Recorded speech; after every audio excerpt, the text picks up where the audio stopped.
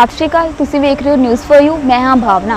अज असीं पहुंचे शहर जलंधर के गुरु नानक देव यूनिवर्सिटी कॉलेज। मैं तुहानूं दस देना चाहुंदी हाँ कि जिहड़ी मेरे पिछे बिल्डिंग आ बहुत सोहनी बिल्डिंग आ। बिल्डिंग तो सोहनी आ ते इस दे अंदर जिहड़ा स्टाफ आ, इस कॉलेज का जिहड़ा स्टाफ आ, प्रिंसीपल ने, टीचर्स ने बहुत ही वधिया ने। जो भी बच्चा इस कॉलेज तो पढ़ के गया है कोई ना कोई मुकाम उसने हासिल किया है। जेकर आपां गल करिए कोविड-19 महामारी की, इसनूं ध्यान विच रखते हुए जो सरकार ने वेख्या कि जिहड़ी आ बीमारी आ, ये बीमारी नहीं बल्कि ये महामारी विच बदल गई है, तो इसनूं ध्यान विच रखते हुए सरकार ने स्कूल अते कॉलेजां नूं बंद करन दा फैसला लिता तां इस बीमारी की जिहड़ी इन्फैक्शन है उस तो बच्चों नूं बचाया जा सके। तो अज असीं गल करांगे कि यूजीसी वल्लों जिहड़ा फैसला लिता गया कि जिहड़े बच्चों के एग्जाम है वो होने चाहिए या नहीं होने चाहिए। बट तुहानूं मैं एक गल क्लीयर कर देना चाहनी हाँ कि जिहड़े फर्स्ट ईयर ते सैकेंड ईयर के बच्चे आ उन्होंने प्रमोट करने का फैसला लिता गया। तो अज इस ते ही गलबात करने वास्ते असीं पहुंचे GNDU कॉलेज जलंधर विखे। तो अज असीं गल करांगे इस कॉलेज के प्रिंसीपल डॉक्टर कमलेश सिंह दुग्गल जी नाल। ते आओ ना गलबात करते हैं, आओ चलते हैं।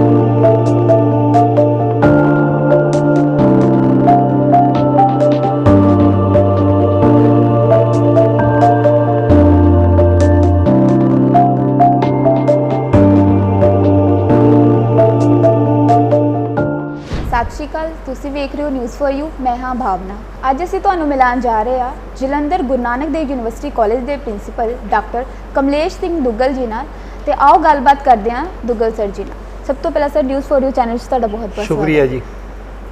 सर सब तो पहला मैं चाहूँगी कि तुसीं अपने कॉलेज बारे सानूं कुछ दसो। गुरु नानक देव यूनिवर्सिटी कॉलेज जिहड़ा हैगा ये बहुत पुराना कॉलेज आ। ये उदों का हैगा आ जदों गुरु नानक देव यूनिवर्सिटी भी नहीं हजे बनी सी,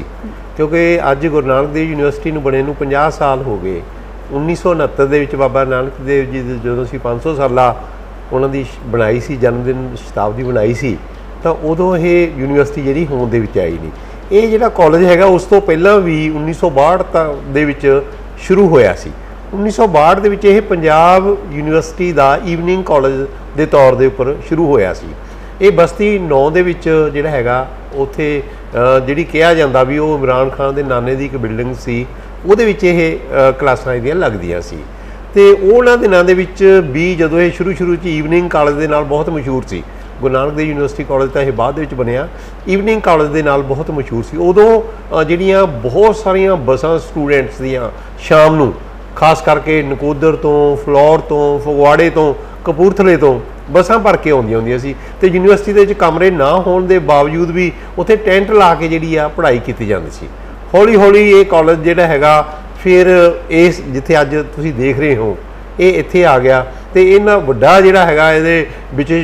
प्रोफैशनल कोर्स जिहड़े ने शुरू किए गए। प्रोफैशनल कोर्स नाल शुरू करन दे नाल इहदे विच अज इस दे बच्चों की गिनती जिहड़ी हैगी आ वो 2500 के करीब आ। साडे कोल जिहड़े हैगे आ BCom जिहड़े हैगा BCom प्रोफैशनल पहलां चलदी सी ते हुण वो फाइनैंशियल सर्विस चलदी आ। ते BCom प्लेन चलदी आ, MBA आ साडे कोले, MCA आ, BCA आ, MSc मैथ आ। तो इस तरह के साडे बहुत सारे कोर्स जिहड़े हैगे आ वो चल रहे हैं। तो असी मतलब कि कोशिश करते हैं होर भी जिवें असी ऐतवार नूं भी क्लासां लाउने आ। जिहड़े बच्चे जिहड़े दिनां दे विच नहीं आ सकदे, जिहड़े खास करके किते नौकरी करते आ, वो बच्चों लिए असी ODL तहत जिहड़े हैगे आ क्लासां लाउने आ। ते ऐतवार दी ऐतवार उन्हां दी क्लासां ला के बाकायदा जिहड़े उन्हां दी इत्थे जिहड़ी पढ़ाई हुंदी आ ते बच्चों नूं तां कि वो अपने चंगे पैरां ते हो जाण ते भविख नूं ठीक करन। ते सर जिवें कि महामारी का दौर चल रहा है कोविड-19 का जी, तो सर जे असीं गल करिए पूरे भारत की, तो कितने लर्नर या फिर स्टूडेंट जिहड़े इस तो इफैक्ट होए ने?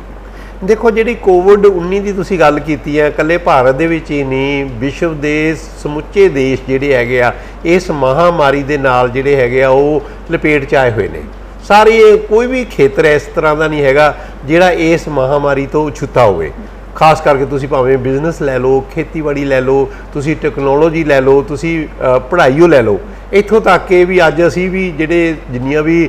ਕੋਈ ਕਲਾਸਿਸ ਜਿਹੜੀਆਂ ਹੈਗੀਆਂ ਨੇ, ਕਿਉਂਕਿ ਮਾਰਚ ਤੋਂ ਅਸੀਂ ਵੀ ਕਾਲਜ ਜਿਹੜਾ ਹੈਗਾ ਬੰਦ ਕੀਤਾ ਹੋਇਆ, ਤੇ ਉਹਦੇ ਵਿੱਚ ਜਿਹੜੇ ਜਿੰਨੇ ਵੀ ਸਾਡੇ ਇਹ ਕੋਰਸਸ ਮਾਰਚ ਤੋਂ ਬਾਅਦ ਜਿਹੜਾ ਉਹਨਾਂ ਦਾ ਸਿਲੇਬਸ ਸੀ ਉਹ ਅਸੀਂ ਆਨਲਾਈਨ ਹੀ ਸ਼ੁਰੂ ਕੀਤਾ। ਸੋ ਇਸ ਤਰ੍ਹਾਂ ਕਰਕੇ ਜਿਹੜਾ ਹੈਗਾ ਹਿੰਦੁਸਤਾਨ ਦੇ ਵਿੱਚ ਵੀ ਕੋਈ ਅਛੂਤਾ ਨਹੀਂ ਹੈਗਾ। ਇਹਦੇ ਵਿੱਚ ਜਿਹੜੇ ਹੈਗੇ ਬੱਚਿਆਂ ਨੂੰ ਸਾਰਿਆਂ ਨੇ ਹੀ ਸਾਰੀਆਂ ਅਸੀਂ ਦੇਖ ਰਹੇ ਹਾਂ ਵੀ ਛੋਟੇ ਬੱਚਿਆਂ ਨੂੰ ਵੀ ਜਿਹੜੇ ਖਾਸ ਕਰਕੇ ਪ੍ਰਾਇਮਰੀ, ਮਿਡਲ ਜਾਂ ਹਾਇਰ ਸੈਕੰਡਰੀ, ਇੱਥੋਂ ਤੱਕ ਕਿ ਵੀ ਜਿਹੜੀਆਂ ਕਲਾਸਾਂ ਦੇ ਵਿੱਚ ਸਰਕਾਰਾਂ ਨੇ ਆਪਣੇ ਪੱਧਰ ਦੇ ਉੱਪਰ ਹੀ, ਜਿਵੇਂ ਦੂਰਦਰਸ਼ਨ ਨਾਲ, ਚਾਹੇ ਉਹ ਪੰਜਾਬ ਦਾ ਦੂਰਦਰਸ਼ਨ ਆ, ਚਾਹੇ ਉਹ ਗੁਜਰਾਤ ਦਾ ਹੈਗਾ, ਉਹਦੇ ਉੱਪਰ ਵੀ ਉਹਨਾਂ ਨੇ ਕਲਾਸਿਸ ਦਾ ਜਿਹੜੀਆਂ ਨੇ ਸ਼ੁਰੂ ਕੀਤੀਆਂ ਨੇ ਦੂਰਦਰਸ਼ਨ ਨਾਲ, ਤਾਂ ਕਿ ਬੱਚਿਆਂ ਦੀ ਥੋੜ੍ਹੀ ਮੋਟੀ ਦੇਖੋ ਜਿਹੜੀਆਂ ਇਸ ਤਰ੍ਹਾਂ ਦੀ ਆਨਲਾਈਨ ਕਲਾਸਿਸ ਹੁੰਦੀਆਂ ਨੇ, ਇਹ ਜਿਹੜੀਆਂ ਹੈਗੀਆਂ ਨੇ ਫੇਸ ਟੂ ਫੇਸ ਕਲਾਸਿਸ ਦਾ ਬਦਲ ਤਾਂ ਨਹੀਂ ਹੋ ਸਕਦੀਆਂ,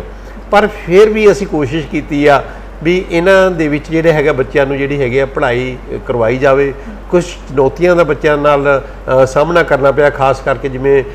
ਪੇਂਡੂ ਪਿਛੋਕੜ ਵਾਲੇ ਬੱਚੇ ਨੇ, ਖਾਸ ਕਰਕੇ ਉਹਨਾਂ ਬੱਚਿਆਂ ਦਾ ਜਿਨ੍ਹਾਂ ਕੋਲ ਸਮਾਰਟਫੋਨ ਨਹੀਂ ਹੈਗੇ, ਖਾਸ ਕਰਕੇ ਉਹਨਾਂ ਬੱਚਿਆਂ ਨਾਲ ਜਿੱਥੇ ਇੰਟਰਨੈਟ ਦੀ ਪਹੁੰਚ ਨਹੀਂ ਹੈਗੀ। ਇਹ ਸਾਰਾ ਕੁਝ ਯਾਨੀ ਕੁਝ ਸਮੱਸਿਆਵਾਂ ਜ਼ਰੂਰ ਆਈਆਂ ਨੇ ਸਾਨੂੰ। ਸਰ ਜੇਕਰ ਆਪਾਂ ਗੱਲ ਕਰੀਏ ਕਾਲਜ ਐਗਜ਼ਾਮ ਦੀ, ਤੇ ਕੀ ਲੱਗਦਾ ਬਹੁਤ ਵੱਡਾ ਟਾਸਕ ਹੈ? ਦੇਖੋ ਜਿਹੜਾ ਐਗਜ਼ਾਮਸ ਹੋਣੇ ਆ ਹੁਣ, ਕਿਉਂਕਿ ਇਹ ਸਾਡੀ ਯੂਨੀਵਰਸਿਟੀ ਨੇ ਇਹ ਕਿਹਾ ਵੀ ਜਿਹੜੀਆਂ ਐਗਜ਼ਿਟ ਕਲਾਸਿਸ ਨੇ, ਜਿਵੇਂ ਬੀਕਾਮ ਦਾ ਜਿਹੜਾ ਆਖਰੀ ਸਾਲ ਆ, ਜਾਂ MBA ਦਾ ਆਖਰੀ ਸਾਲ ਆ, ਜਾਂ BBA ਦਾ ਆਖਰੀ ਸਾਲ ਆ, ਇਹਨਾਂ ਬੱਚਿਆਂ ਦੇ ਅਸੀਂ ਮਤਲਬ ਕਿ ਜਿਹੜੇ ਹੈਗੇ ਆ ਪੇਪਰ ਲੈ ਰਹੇ ਆ। ਉਹਦੇ 'ਚ ਪੇਪਰ ਜਿਹੜੇ ਹੈਗਾ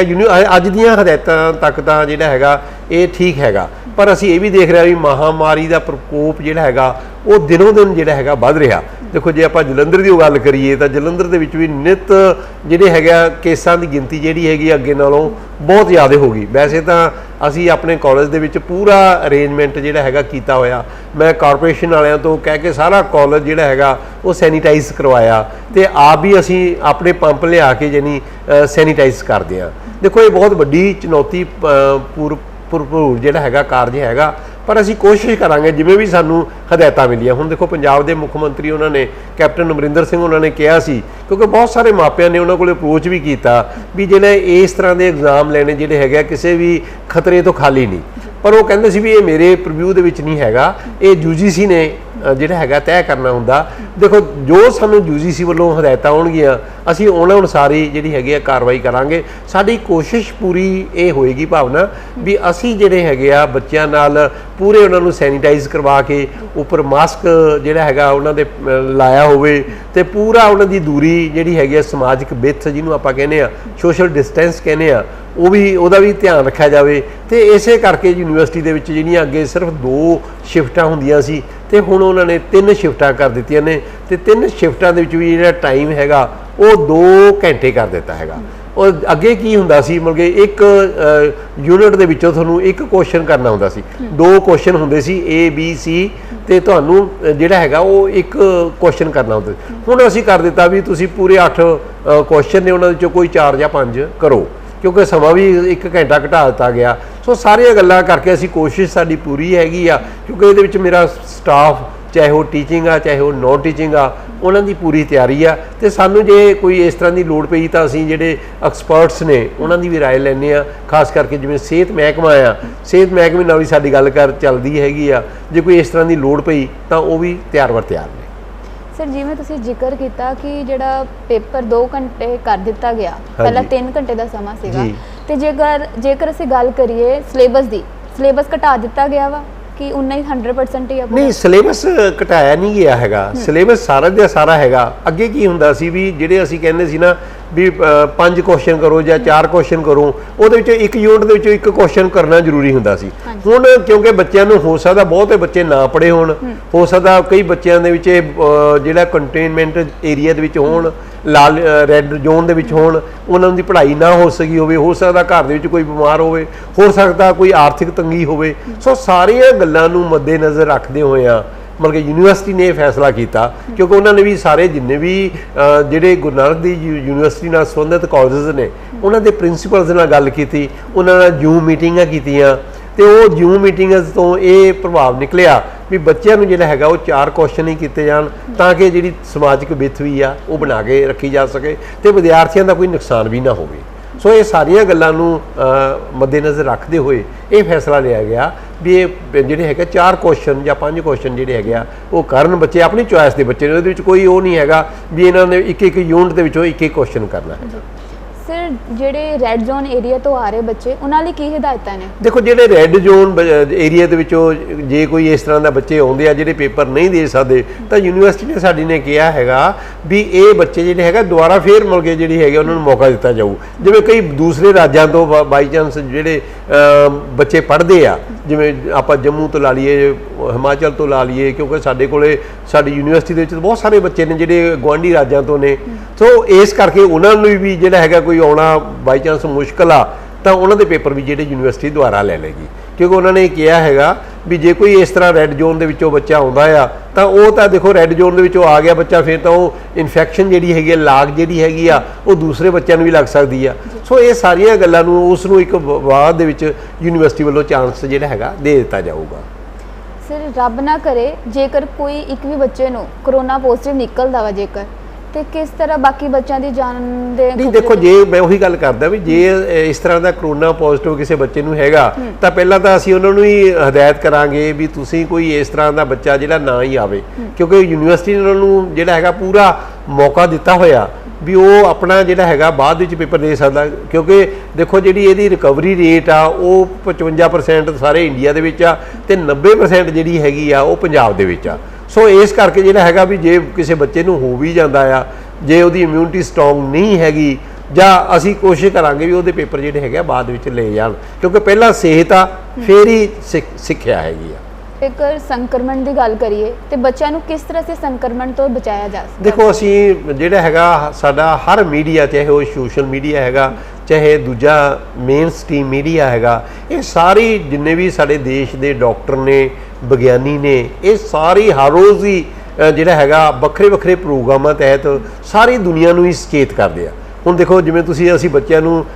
ਆਪਣੇ ਸੋਸ਼ਲ ਮੀਡੀਆ ਦੇ ਰਾਹੀਂ ਵੀ ਤੁਸੀਂ ਸਮਾਜਿਕ ਵਿੱਥ ਜਿਹੜੀ ਆ ਬਣਾ ਕੇ ਰੱਖਣੀ ਆ, ਤੁਸੀਂ ਮਾਸਕ ਪਾਉਣਾ ਹੈਗਾ, ਤੁਸੀਂ ਸੈਨੀਟਾਈਜ਼ ਦੀ ਵਰਤੋਂ ਕਰਨੀ ਆ, ਤੁਸੀਂ ਐਵੇਂ ਹੱਥ ਨਹੀਂ, ਹੁਣ ਅੱਜ ਕੱਲ੍ਹ ਅਸੀਂ ਮਿਲਾ ਰਹੇ ਦੂਰੋਂ ਹੀ ਨਮਸਕਾਰ ਕਹਿੰਦੇ ਆ ਬੰਦੇ ਨੂੰ, ਠੀਕ ਹੈ। ਇਹ ਸਾਰੀਆਂ ਗੱਲਾਂ ਅਸੀਂ ਆਲਰੇਡੀ ਬੱਚਿਆਂ ਨੂੰ ਸਿਖਾ ਰਹੇ ਆ ਤੇ ਅਸੀਂ ਵੀ ਕਹਿ ਰਹੇ ਆ ਵੀ ਜਦੋਂ ਵੀ ਤੁਸੀਂ ਘਰ ਜਾਣਾ ਹੈਗਾ ਤਾਂ ਉਹ ਤੁਸੀਂ ਹੱਥ ਧੋਣੇ ਆ, 2-2 ਘੰਟੇ ਬਾਅਦ ਹੱਥ ਧੋਣਾ। ਜਦੋਂ ਤੁਹਾਨੂੰ ਕੋਈ ਲੱਗਦਾ ਕੋਈ ਇਸ ਤਰ੍ਹਾਂ ਦੇ ਲੋਕਾਂ ਨਾਲ ਮਿਲੇ ਹੋ, ਤੁਸੀਂ ਬਾਹਰੋਂ ਜਾਂਦੇ ਹੋ, ਆਪਣੇ ਕੱਪੜੇ ਲਾ ਕੇ ਆਪਣੀਆਂ ਜੁੱਤੀਆਂ ਲਾ ਕੇ ਤੁਸੀਂ ਅੰਦਰ ਪ੍ਰਵੇਸ਼ ਕਰਨਾ ਹੈਗਾ। ਤਾਂ ਇਹ ਸਾਰੀਆਂ ਗੱਲਾਂ ਜਿਹੜੀਆਂ ਅਸੀਂ ਬੱਚਿਆਂ ਨੂੰ ਕਾਫੀ ਟ੍ਰੇਨਡ ਕੀਤਾ ਹੋਇਆ, ਪਰ ਫਿਰ ਵੀ ਜਿਹੜਾ ਹੈਗਾ ਕਿਤੇ ਨਾ ਕਿਤੇ ਜਿਹੜੇ ਬੱਚੇ ਜਾਂ ਦੂਸਰੇ ਲੋਕ ਵੀ ਲਾਪਰਵਾਹੀ ਕਰਦੇ ਅਸੀਂ ਦੇਖੇ ਗਏ ਆ। ਜਿਵੇਂ ਹੁਣ ਗੱਲ ਹੈਗੀ ਆ ਵੀ ਆਟੋ ਦੇ ਵਿੱਚ ਜਿਹੜਾ ਹੈਗਾ 2 ਬੰਦਿਆਂ ਤੋਂ ਵੱਧ ਨਹੀਂ ਬੈਠ ਸਕਦੇ, ਕਾਰ ਦੇ ਵਿੱਚ ਤੁਸੀਂ 3 ਬੰਦੇ ਨਹੀਂ ਬੈਠ ਸਕਦੇ, ਪਰ ਅਸੀਂ ਦੇਖ ਰਹੇ ਹਾਂ ਵੀ ਜਿਹੜੇ ਆਟੋ ਨੇ ਉਹ ਪੂਰੇ ਦੇ ਪੂਰੇ ਭਰੇ ਜਾ ਰਹੇ ਨੇ। ਦੇਖੋ ਹੁਣ ਜਿਹੜੇ ਡਿਸਟ੍ਰਿਕਟ ਜਿਹੜਾ ਹੈਗਾ ਜ਼ਿਲ੍ਹਾ ਪ੍ਰਸ਼ਾਸਨ ਆ ਇਹ ਜੁਰਮਾਨੇ ਵੀ ਕਰ ਰਿਹਾ, ਲੱਖਾਂ ਦੇ ਵਿੱਚ ਜਿਹੜੇ ਲੋਕ ਜੁਰਮਾਨੇ ਪੇ ਵੀ ਕਰ ਰਹੇ ਆ, ਪਰ ਸਾਡੀ ਜਿਹੜੀ ਕੋਸ਼ਿਸ਼ ਹੈਗੀ ਇਹੀ ਆ ਵੀ ਇਹਨਾਂ ਗੱਲਾਂ ਦੀ ਜਿਹੜੀ ਪਾਲਣਾ ਬੱਚਿਆਂ ਨੂੰ ਦੱਸੀ ਜਾਵੇ। ਤੇ ਬੱਚਿਆਂ ਦੇ ਅਸੀਂ ਹੁਣ ਦੇਖੋ ਜੇ ਪੇਪਰ ਹੁੰਦੇ ਆ ਤਾਂ ਬੱਚਿਆਂ ਨੂੰ ਅਸੀਂ ਜਿਹੜੇ ਹੈਗਾ ਉਹਨਾਂ ਦੇ ਪੂਰੇ ਹੱਥ ਧਵਾ ਕੇ, ਮਾਸਕ ਪਵਾ ਕੇ, ਸੈਨੀਟਾਈਜ਼ ਕਰ, ਜਦੋਂ ਵੀ ਦੂਸਰਾ ਸੈਸ਼ਨ ਚੱਲੂਗਾ ਤਾਂ ਅਸੀਂ ਕਮਰਿਆਂ ਲਈ ਸੈਨੀਟਾਈਜ਼ ਦੇ ਪੂਰੇ ਪ੍ਰਬੰਧ ਕੀਤੇ ਹੋਏ ਨੇ। ਸਰ ਜੇਕਰ ਆਪਾਂ ਗੱਲ ਕਰੀਏ ਐਡਮਿਸ਼ਨ ਦੀ, ਤੇ ਹੁਣ ਇਹ ਵਾਲੇ ਸੈਸ਼ਨ ਵਿੱਚ ਕਿਸ ਤਰ੍ਹਾਂ ਐਡਮਿਸ਼ਨ ਹੋ ਰਹੀ ਹੈ? ਦੇਖੋ ਇਹ ਸਾਡੇ ਕੋਲੇ ਹੁਣ ਵੀ ਬਹੁਤ ਸਾਰੀਆਂ ਇਨਕੁਆਇਰੀਜ਼ ਜਿਹੜੀਆਂ ਨੇ ਬੱਚਿਆਂ ਦੀਆਂ ਆ ਰਹੀਆਂ ਨੇ। ਹੁਣ ਵੀ ਅਸੀਂ ਉਹਨਾਂ ਨੂੰ ਕਿਹਾ ਵੀ ਅਜੇ ਸਾਡੇ ਯੂਨੀਵਰਸਿਟੀ ਨੇ ਜਦੋਂ ਵੀ ਕੋਈ ਅਗਾਂਹ ਫੈਸਲਾ ਲੈਂਦੀ ਆ ਤਾਂ ਉਦੋਂ ਤੁਹਾਨੂੰ ਅਸੀਂ ਇਨਫੋਰਮ ਕਰਾਂਗੇ, ਕਿਉਂਕਿ ਸਾਡੇ ਕੋਲ ਜਿਹੜਾ ਹੈਗਾ ਪਹਿਲੀ ਜਿਹੜੀ ਚੁਣੌਤੀ ਹੈਗੀ ਆ ਉਹ ਬੱਚਿਆਂ ਦੇ ਪੇਪਰਾਂ ਦੀ ਹੋਆ। ਕਿਉਂਕਿ ਦੇਖੋ ਇਹ ਜਿਹੜੀਆਂ ਲਾਸਟ ਵਾਲੀਆਂ ਕਲਾਸਾਂ ਹੁੰਦੀਆਂ ਨੇ, ਕਿਸੇ ਨੇ BCom ਕਰਕੇ ਅੱਗੇ MCom ਦੇ ਵਿੱਚ ਜਾਣਾ, ਕਿਸੇ ਨੇ ਨੌਕਰੀ ਕਰਨੀ ਆ, ਕਿਸੇ ਨੇ ਕੁਛ ਕਰਨਾ। ਸੋ ਇਸ ਕਰਕੇ ਜਿਹੜਾ ਹੈਗੇ ਆ ਇਹ ਚੁਣੌਤੀਆਂ ਤਾਂ ਦੇਖੋ ਜ਼ਰੂਰ ਹੈਗੀਆਂ ਨੇ। ਸੋ ਸਾਡੀ ਜਿਹੜੀ ਆਉਣ ਵਾਲੇ ਬੱਚੇ ਨੇ ਜਿਹੜੇ ਸਾਡੇ ਕੋਲ, ਉਹਨਾਂ ਨੂੰ ਅਸੀਂ ਕਹਿੰਦੇ ਆ ਵੀ ਥੋੜ੍ਹਾ ਜਿਹਾ ਦੇਰ ਰੁਕੋ, ਅਸੀਂ ਤੁਹਾਨੂੰ ਐਡਵਰਟਾਈਜ਼ਮੈਂਟ ਰਾਹੀਂ ਜਾਂ ਸੋਸ਼ਲ ਮੀਡੀਆ ਦੇ ਰਾਹੀਂ ਜਾਂ ਤੁਹਾਨੂੰ ਅਸੀਂ ਸਾਰੀ ਜਿਹੜੀ ਹੈਗੀ ਆ ਇਨਫੋਰਮੇਸ਼ਨ ਜਿਹੜੀ ਹੈਗੀ ਆ ਉਹ ਅਸੀਂ ਤੁਹਾਨੂੰ ਦੇਵਾਂਗੇ। ਕਿਉਂਕਿ ਸਾਡੇ ਕੋਲ ਬਹੁਤ ਸਾਰੇ ਲੋਕਾਂ ਦੀ ਇਨਕੁਆਇਰੀ ਹਰ ਰੋਜ਼ ਹੀ ਘੱਟੋ ਘੱਟ 8-10 ਫੋਨ ਤਾਂ ਮੈਨੂੰ ਹੀ ਆ ਜਾਂਦੇ ਆ ਵੀ ਸਰ ਤੁਹਾਡਾ ਨੰਬਰ ਜਿਹੜਾ ਹੈਗਾ ਲਿਆ ਸੀ ਤੇ ਤੁਸੀਂ ਮੁੜ ਕੇ ਸਾਨੂੰ ਦੱਸੋ। ਫਿਰ ਮੈਂ ਉਹਨਾਂ ਨੂੰ ਇਹੀ ਗੱਲ ਕਹਿਣਾ ਵੀ ਅਜੇ 1 ਜੁਲਾਈ ਤੋਂ ਬਾਅਦ ਅਸੀਂ ਅਗਲੇ ਜਿਹੜਾ ਜਦੋਂ ਵੀ ਸਾਨੂੰ ਯੂਨੀਵਰਸਿਟੀ ਡੇਟਾ ਐਲਾਨ ਕਰਦੀ ਆ ਦਾਖਲੇ ਦੀਆਂ, ਕਿ ਉਹਨਾਂ ਦੀ ਸੂਚਨਾ ਜਿਹੜੀ ਹੈਗੀ ਆ ਉਹ ਵੱਖਰੇ ਵੱਖਰੇ ਮੀਡੀਆ ਦੇ ਰਾਹੀਂ ਬੱਚਿਆਂ ਤੱਕ ਪਹੁੰਚ ਜਾਣੀ ਹੈ। ਸਰ ਜੇਕਰ ਆਪਾਂ ਗੱਲ ਕਰੀਏ ਫਸਟ ਐਂਡ ਸੈਕੰਡ ਈਅਰ ਵਾਲੇ ਸਟੂਡੈਂਟਸ ਦੀ, ਤੇ ਉਹਨਾਂ ਨੂੰ ਪ੍ਰਮੋਟ ਕਰਨ ਦਾ ਫੈਸਲਾ ਲਿੱਤਾ ਗਿਆ ਵਾ, ਤੇ ਪਰ ਜਿਹੜੇ ਫਾਈਨਲ ਈਅਰ ਦੇ ਸਟੂਡੈਂਟ ਹੈ ਉਹਨਾਂ ਦੇ ਪੇਪਰ ਕਿਉਂ ਲਿੱਤੇ ਜਾ ਰਹੇ ਨੇ? ਦੇਖੋ ਇਸੇ ਕਰਕੇ ਉਹਨਾਂ ਦਾ ਹੈਗਾ ਨਾ, ਜੇ ਆਪਾਂ ਉਈਓ ਉਹਨਾਂ ਨੂੰ ਬਗੈਰ ਪੇਪਰਾਂ ਤੋਂ, ਦੇਖੋ ਯੂਨੀਵਰਸਿਟੀ ਦਾ ਜੋ ਵੀ ਫੈਸਲਾ ਹੋਇਆ ਇਹ UGC ਦਾ ਫੈਸਲਾ, ਕਿਉਂਕਿ ਇਹ UGC ਦਾ ਫੈਸਲਾ, ਕਿਉਂਕਿ ਜੇ ਆਪਾਂ ਬੱਚਿਆਂ ਨੂੰ ਵੈਸੇ ਹੀ ਪ੍ਰਮੋਟ ਕਰ ਦਿੰਦੇ ਆ ਤਾਂ ਲੱਗਣਾ ਹੈਗਾ ਕੰਪਨੀਜ਼ ਨੂੰ, ਲੱਗਣਾ ਹੈਗਾ ਵੀ ਇਹ ਬੱਚਿਆਂ ਦਾ ਵਿੱਚੋਂ ਕੈਲੀਬਰ ਨਹੀਂ ਹੈਗਾ, ਇਹਨਾਂ ਦੀ ਜਿਹੜੀ ਮਤਲਬ ਕਿ ਉਹਨਾਂ ਨੂੰ ਤਨਖਾਹਾਂ ਘੱਟ ਦੇਣੀਆਂ ਨੇ। ਜੇ ਉਹਨਾਂ ਦੇ ਨੰਬਰ ਚੰਗੇ ਹੋਣਗੇ, ਉਹਨਾਂ ਦੇ ਵਿੱਚ ਸਕਿੱਲਸ ਅੱਛੇ ਹੋਣਗੇ ਤਾਂ ਉਹਨਾਂ ਨੂੰ ਅੱਛਾ ਪੇ ਪੈਕੇਜ ਜਿਹੜਾ ਹੈਗਾ ਉਹ ਅੱਛਾ ਮਿਲ ਜਾਣਾ। ਸੋ ਇਸ ਕਰਕੇ UGC ਦੀਆਂ ਜੋ ਵੀ ਹਦਾਇਤਾਂ ਹੋਣਗੀਆਂ ਉਹ ਉਹਨਾਂ ਅਨੁਸਾਰ ਹੀ ਜਿਹੜਾ ਹੈਗਾ ਚੱਲਣਾ ਹੈਗਾ। ਉਹ UGC ਨੇ ਹੁਣ ਕਿਹਾ ਹੈਗਾ ਵੀ ਤੁਸੀਂ ਜੁਲਾਈ ਦੇ ਵਿੱਚ ਪੇਪਰ ਲਓ, ਫਿਰ ਅਗਲਾ ਸੈਸ਼ਨ ਜਿਹੜਾ ਹੈਗਾ ਸੈਪਟੰਬਰ ਦੇ ਵਿੱਚ ਕਰੋ। ਅਸੀਂ ਜੋ ਵੀ, ਕਿਉਂਕਿ ਸਾਡੀ ਗੁਰੂ ਨਾਨਕ ਦੇਵ ਯੂਨੀਵਰਸਿਟੀ ਜਿਹੜੀ ਹੈਗੀ ਉਹ ਡਾਇਰੈਕਟ ਹੀ UGC ਦੇ ਅੰਡਰ ਆ। ਇਹਨਾਂ ਨੇ ਤਾਂ ਇਹੀ ਕਿਹਾ, ਕੱਲ ਹੁਣ ਸਿੰਡੀਕੇਟ ਦੀ ਮੀਟਿੰਗ ਹੋਈ ਸੀ, ਸਿੰਡੀਕੇਟ ਦੀ ਮੀਟਿੰਗ ਦੇ ਵਿੱਚ ਸਾਡੇ ਵਾਈਸ ਚਾਂਸਲਰ ਉਹਨਾਂ ਨੇ ਇਹੀ ਕਿਹਾ ਵੀ ਜੋ ਵੀ ਹਦਾਇਤਾਂ ਸਾਨੂੰ ਐਗਜ਼ਾਮ ਦੇ ਬਾਰੇ ਜਾਂ ਐਗਜ਼ਾਮੀਨੇਸ਼ਨਸ ਬਾਰੇ ਹੋਣਗੀਆਂ UGC ਦੀਆਂ, ਉਹਨਾਂ ਨੂੰ ਇਨ ਬਿਨ ਜਿਹੜਾ ਹੈਗਾ ਲਾਗੂ ਕੀਤਾ ਜਾਊਗਾ। ਸਰ ਕਈ ਬੱਚੇ ਜਿਹੜੇ ਆ DC ਆਫਿਸ ਦੇ ਬਾਹਰ ਧਰਨੇ ਲਗਾ ਰਹੇ ਆ ਕਿ ਸਾਡੇ ਪੇਪਰ ਨਹੀਂ ਹੋਣੇ ਚਾਹੀਦੇ, ਉਸ ਤੇ ਤੁਹਾਡਾ ਕੀ ਕਹਿਣਾ ਹੈ? ਦੇਖੋ ਸਾਡੇ ਕੋਲ ਵੀ ਡਿਮਾਂਡਸ ਆਈਆਂ ਨੇ ਵੀ ਬਾਈ ਚਾਂਸ ਕੋਈ ਇਸ ਤਰ੍ਹਾਂ ਦੀ ਜਿਵੇਂ ਤੁਸੀਂ ਗੱਲ ਕੀਤੀ ਆ ਪੋਜ਼ਿਟਿਵ ਹੋ ਜਾਂਦਾ ਹੈਗਾ ਤਾਂ ਇਹ ਯੂਨੀਵਰਸਿਟੀ ਦੇ ਲੈਵਲ ਦੇ ਉੱਪਰ ਫੈਸਲਾ ਅਸੀਂ ਨਹੀਂ ਕਰ ਸਕਦੇ। ਅਸੀਂ ਤਾਂ ਇਹ ਕਹਿੰਦੇ ਆ ਵੀ ਬੱਚੇ ਸਾਰੇ ਜਿਹੜੇ ਹੈਗੇ ਆ ਉਹ ਸਿਹਤਯਾਬ ਹੋਣ, ਉਹ ਚੰਗਾ ਪੜ੍ਹਨ, ਚੰਗੇ ਨਾਗਰਿਕ ਬਣਨ, ਚੰਗੀ ਆਪਣੇ ਦੇਖੋ ਜੇ ਬੱਚੇ ਸਾਡੇ ਹੁਣ ਦੂਰ ਦੂਰ ਜਾਂਦੇ ਆ, ਸਾਡੇ ਇਸ ਕਾਲਜ ਦੀ ਇਹ ਬਹੁਤ ਜਿਹੜੇ ਲੋਕ ਪੜ੍ਹੇ ਹੋਏ ਨੇ ਸਾਬਕਾ ਵਿਦਿਆਰਥੀ, ਉਹ ਬਹੁਤ ਉੱਚੇ ਅਹੁਦਿਆਂ ਤੋਂ ਕਈ ਤਾਂ ਰਿਟਾਇਰ ਵੀ ਹੋ ਗਏ। ਬਹੁਤ ਸਾਰੇ ਬੱਚੇ ਹੁਣ ਉਹ ਕਾਲਜ ਦਾ ਹਮੇਸ਼ਾ ਹੀ ਨਾਂ ਉੱਚਾ ਕਰਦੇ ਨੇ। ਸੋ ਸਾਡੀ ਕੋਸ਼ਿਸ਼ ਤਾਂ ਇਹੀ ਹੈਗੀ ਆ ਵੀ ਬੱਚੇ ਜਿਹੜੇ ਹੈਗੇ ਇੱਥੋਂ ਪੜ੍ਹ ਕੇ ਕਾਲਜ ਦਾ ਨਾਂ ਉੱਚਾ ਕਰਨ। ਇਸ ਤਰ੍ਹਾਂ ਦਾ ਕੋਈ ਵੀ ਕੰਮ ਨਾ ਹੋਵੇ ਜਿਹਦੇ ਨਾਲ ਉਹਨਾਂ ਨੂੰ ਕੋਈ ਸਿਹਤਯਾਬ ਹੋਣ ਤੇ ਕੋਈ ਪ੍ਰਸ਼ਨ ਚਿੰਨ੍ਹ ਲੱਗੇ। ਸੋ ਮੇਰੀ ਤਾਂ ਮਤਲਬ ਇਹੀ ਕਾਮਨਾ ਹੈਗੀ ਆ ਵੀ ਜਿੰਨੇ ਵੀ ਸਾਡੇ ਸਟੂਡੈਂਟ ਨੇ ਉਹ ਚੰਗੀ ਤਰ੍ਹਾਂ ਜਿਹੜੇ ਹੈਗੇ ਆ ਸਿਹਤਯਾਬ ਹੋਣ ਤੇ ਪੜ੍ਹ ਲਿਖ ਕੇ ਜਿਹੜਾ ਹੈਗਾ ਉਹ ਦੇਸ਼ ਦਾ ਨਾਂ, ਕਾਲਜ ਦਾ ਨਾਂ, ਸਾਡੇ ਪੰਜਾਬ ਦਾ ਨਾਂ ਜਿਹੜਾ ਹੈਗਾ ਉਹ ਰੋਸ਼ਨ ਕਰਨ। ਸਰ ਜੇਕਰ ਆਪਾਂ ਗੱਲ ਕਰੀਏ ਫਾਈਨਲ ਈਅਰ ਸਟੂਡੈਂਟਸ ਦੀ, ਤੇ ਉਹਨਾਂ ਦੇ ਉੱਪਰ ਜਿਹੜਾ ਬਰਡਨ ਉਹ ਕਿਸ ਤਰ੍ਹਾਂ ਸੇ ਘੱਟ ਕਰ ਸਕਦੇ ਹਾਂ? ਦੇਖੋ ਫਾਈਨਲ ਈਅਰ ਦਾ ਜਿਹੜਾ ਬੱਚੇ ਦੇਖੋ ਕਾਫੀ ਇਸ ਸਥਿਤੀ ਦੇ ਵਿੱਚ ਜਾ ਕੇ ਮੈਚਿਓਰ ਹੋ ਜਾਂਦੇ ਆ। ਜਿਵੇਂ ਮੈਂ ਹੁਣ MBA ਫਾਈਨਲ ਈਅਰ ਦੇ ਬੱਚੇ ਦੀ ਗੱਲ ਕਰਾਂ ਤਾਂ ਉਹ ਕਾਫੀ ਉਹਨੂੰ ਲਾਈਫ ਦੇ ਬਾਰੇ ਪਤਾ ਲੱਗ ਚੁੱਕਿਆ। ਇਹਨਾਂ ਬੱਚਿਆਂ ਨੇ ਆਨਲਾਈਨ ਕਲਾਸਿਸ ਲਾਈਆਂ ਨੇ, ਇਹਨਾਂ ਨੂੰ ਹੋਰ ਵੀ ਲਿੰਕ ਦਿੱਤੇ ਗਏ ਨੇ, ਇਹਨਾਂ ਨੇ ਹੋਰ ਵੀ ਪੜ੍ਹਿਆ। ਸੋ ਇਸ ਕਰਕੇ ਉਹਨਾਂ ਤੇ ਵਜ਼ਨ ਨਹੀਂ ਹੈਗਾ ਕੋਈ। ਇਹ ਵਜਨ ਹੋ ਸਕਦਾ ਜਿਵੇਂ ਕੋਈ +1 ਕਰਕੇ +2 ਕਰਕੇ ਸਾਡੇ ਕੋਲ ਆਇਆ, ਉਹਦੇ ਉੱਪਰ ਤਾਂ ਹੋ ਸਕਦਾ। ਤੇ ਜਿਹੜੇ ਅਖੀਰਲੀ ਸਾਲ ਦੇ ਬੱਚੇ ਨੇ, ਕਿਉਂਕਿ ਇਹਨਾਂ ਨੇ ਪਹਿਲਾਂ ਪੇਪਰ ਦਿੱਤੇ ਹੋਏ ਨੇ, ਅਸੀਂ ਤਾਂ ਜਿਹੜੇ ਹੈਗੇ ਇਹਨਾਂ ਦੇ ਹਾਊਸ ਐਗਜ਼ਾਮ ਵੀ ਲੈਂਦੇ ਆ। ਸਾਨੂੰ ਇਹਨਾਂ ਦੇ ਬੱਚਿਆਂ ਦੀ ਇਹ ਵੀ ਪਤਾ ਵੀ ਹਾਊਸ ਐਗਜ਼ਾਮ ਦੇ ਵਿੱਚ ਇਹਨਾਂ ਦੀ ਕਾਰਗੁਜ਼ਾਰੀ ਕਿਸ ਤਰ੍ਹਾਂ ਦੀ ਰਹੀ ਆ। ਸੋ ਸਾਨੂੰ ਮਤਲਬ ਕਿ ਜਿਹੜਾ ਹੈਗਾ, ਸੋ ਬੱਚਿਆਂ ਤੇ ਕੋਈ ਏਡੀ ਵਜ਼ਨ ਵਾਲੀ ਗੱਲ ਨਹੀਂ ਹੈਗੀ। ਬੱਚੇ ਪੇਪਰ ਦੇਣ ਨੂੰ ਤਿਆਰ ਵੀ ਨੇ, ਪਰ ਉਹੀ ਗੱਲ ਆ ਜਾਂਦੀ ਹੈ ਵੀ ਜੇ ਕੋਈ ਰੱਬ ਨਾ ਕਰੇ ਕੋਈ ਇਸ ਤਰ੍ਹਾਂ ਦੀ ਪੋਜ਼ਿਟਿਵ ਉਹਨਾਂ ਦੀ ਸਥਿਤੀ ਆ ਜਾਂਦੀ ਆ ਤਾਂ ਫਿਰ ਥੋੜ੍ਹੀ ਜਿਹੀ ਮੁਸ਼ਕਿਲ ਦਾ ਸਾਹਮਣਾ ਕਰਨਾ ਪੈ ਸਕਦਾ। ਤੇ ਅਸੀਂ ਤਾਂ ਇਹ ਵੀ ਕੋਸ਼ਿਸ਼ ਕੀਤੀ ਆ ਵੀ ਜੇ ਕੋਈ ਇਸ ਤਰ੍ਹਾਂ ਬੱਚਾ ਆ ਜਾਂਦਾ ਤਾਂ ਉਹਦੇ ਪੇਪਰ ਅਸੀਂ ਦੁਬਾਰਾ ਲਵਾਂਗੇ। ਸਰ ਜੇਕਰ ਐਗਜ਼ਾਮ ਹੁੰਦੇ ਆ ਤੇ ਕਿਸ ਤਰ੍ਹਾਂ ਦੇ ਅਰੇਂਜਮੈਂਟ ਜਿਹੜੇ ਆ ਕਾਲਜ ਵਿੱਚ ਮਿਲ ਸਕਦੇ? ਦੇਖੋ ਇਸ ਤਰ੍ਹਾਂ ਮੈਂ ਆਪਣੇ ਕਾਲਜ ਦੀ ਗੱਲ ਕਰਾਂ, ਮੈਂ ਅੱਗੇ ਵੀ ਦੱਸਿਆ ਹੈਗਾ ਵੀ ਇਸ ਕਾਲਜ ਨੂੰ ਅਸੀਂ ਕਾਰਪੋਰੇਸ਼ਨ ਦੀਆਂ ਗੱਡੀਆਂ ਰਾਹੀਂ ਜਿਹੜਾ ਹੈਗਾ ਪੂਰਾ ਸੈਨੀਟਾਈਜ਼ ਕਰਵਾ ਲਿਆ ਉਹਨਾਂ ਨੇ। ਮੈਂ ਇਹਦੀਆਂ ਸੋਸ਼ਲ ਮੀਡੀਆ ਤੇ ਵੀਡੀਓ ਵੀ ਪਾਈਆਂ ਸੀ ਤੇ ਇਸ ਤਰ੍ਹਾਂ ਦੀ ਕੋਈ ਗੱਲ ਨਹੀਂ ਹੈਗੀ। ਮੇਰਾ ਆਪਣਾ ਦਫ਼ਤਰ ਜਿਹੜਾ ਹੈਗਾ ਅਸੀਂ 15-20 ਦਿਨਾਂ ਬਾਅਦ ਸੈਨੀਟਾਈਜ਼ ਕਰਵਾਉਂਦੇ ਆ। ਅਸੀਂ ਜੇ ਪੇਪਰ ਵੀ ਇਹਨਾਂ ਦੇ ਹੁੰਦੇ ਆ ਤਾਂ ਅਸੀਂ ਯਾਨੀ ਹਰ ਕਮਰੇ ਨੂੰ ਹਰ ਸੈਸ਼ਨ ਦੇ ਵਿੱਚ ਸੈਨੀਟਾਈਜ਼ ਕਰਾਂਗੇ। ਹਰ ਬੱਚਾ ਜਿਹੜਾ ਹੈਗਾ ਉਹ ਸੈਨੀਟਾਈਜ਼ ਹੋ ਕੇ ਆਏਗਾ ਸਾਡੇ ਕੋਲ। ਇਸ ਤਰ੍ਹਾਂ ਦੇ ਅਸੀਂ ਜਿਹੜੇ ਹੈਗੇ ਅਗਾਊਂ ਪ੍ਰਬੰਧ ਜਿਹੜੇ ਕੀਤੇ ਹੋਏ ਨੇ। ਤੇ ਸਰ ਜੇਕਰ ਆਪਾਂ ਗੱਲ ਕਰੀਏ ਰੂਮ ਦੀ, ਇੱਕ ਰੂਮ ਵਿੱਚ ਕਿੰਨੇ ਬੱਚੇ ਜਿਹੜੇ ਬੈਠ? ਇਹ ਅਸੀਂ ਜੋ ਸਾਨੂੰ ਇਨਸਟਰਕਸ਼ਨਸ ਹੈਗੀਆਂ ਨੇ, ਜਿਵੇਂ ਹੁਣ ਅੱਗੇ ਫਰਜ਼ ਕੀਤਾ ਜਿਹੜੇ ਹੈਗੇ 60 ਬੱਚੇ ਸੀ ਇੱਕ ਕਮਰੇ ਦੇ ਵਿੱਚ ਬਹਿ ਜਾਂਦੇ ਸੀ, ਅਸੀਂ ਹੁਣ ਜਿਹੜੀ ਹੈਗੇ 1/3 20 ਬੱਚੇ ਹੀ ਬਿਠਾਉਣੇ ਆ।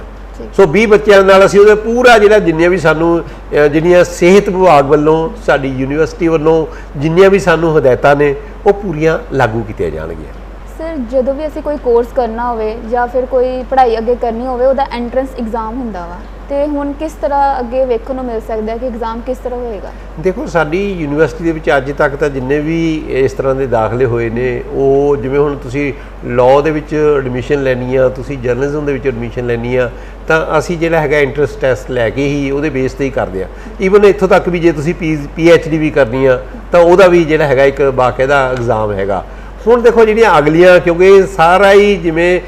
ਸਾਰਾ ਕੁਝ ਹੀ ਇਹ ਕਰੋਨਾ ਵਾਇਰਸ ਨੇ ਖੜਾ ਕੇ ਰੱਖਤਾ।